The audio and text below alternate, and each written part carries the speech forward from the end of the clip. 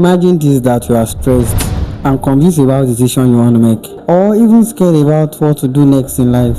You reach your Bible, but instead you open your AI chatbot, talks to you, it gives you advice. Sound amazing, right? But here is the real question I want to ask you. Can AI truly guide your heart? Can an algorithm replace God's wisdom? Stick to me, because today we are answering the question that every Christian are asking in this digital, and the question is, can AI replace spiritual guidance? The answer might shock you. AI is incredible. It can answer many suggested questions. Even it can give what seems like spiritual advice. So people are literally asking the app how to live their life. But let's be honest, AI doesn't have a soul. That's number one. It can't feel. It can't understand your pain, your struggle, or your deeper thoughts. The Bible says in the book of Proverbs chapter 3 from verse 5 to 6, it says, trust in the Lord with all your heart, and lean not unto your own understanding, and in all your ways submit unto him, and he will make your path straight. See that spiritual guidance comes from God and not a computer programming.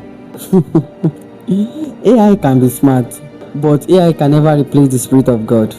Here is the truth. AI can give you advice, but AI can't understand repentance, grace, truth, or your unique calling from God. Jeremiah 17 verse 9 says, the heart of man is deep and deceitful above all things, and desperately sick, that only God can know it. It means God is the only one that can understand your heart. It is only God that knows your pain, that knows your pressure, that knows what you are passing through. Even Jesus said in the book of John chapter 16 verse 30, he said, when the Spirit of truth comes, he's going to teach you all manners of things. AI has knowledge, but truth is more than knowledge. Truth comes from the Spirit of God. AI can know a lot, but AI cannot know you. Don't get me wrong, AI can help you out in many things, like giving you reference for the Bible passage, showing you a Bible verse, or every other thing. But this is it. Think of AI as a torchlight.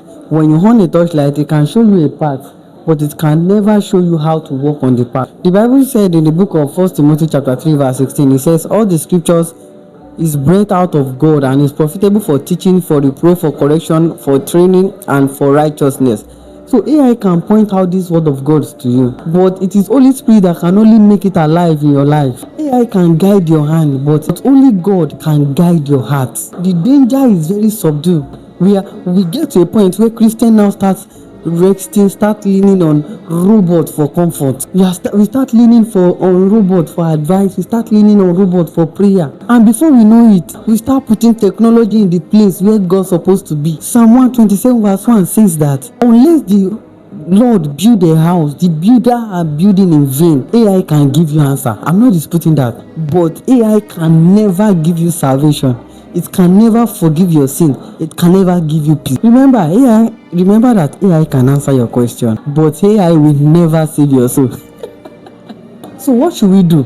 How do we live faithfully in this digital age? Number one, use AI as a helper and not a guide. Let it remind you, not replace you. Number two, prioritize scripture and prayer. Make God's word your main counselor. And number three, seek real mentorship, pastors, elders, even a therapy from mature Christians that can lead you.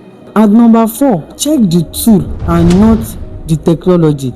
Ask yourself every time, what I'm using, is it bringing me nearer to God, or is taking me away from God? James 1 verse 15 says that if any of you lack wisdom, let him ask God, who give generously without reproach. And at the end of the day, AI can assist you, but only God can guide your soul. Only God can heal your heart, and only God can transform your life. So next time you are tempted to ask the app about your spiritual life instead of the Almighty God, remember, AI can tell you what to do, but God will tell you why it happens.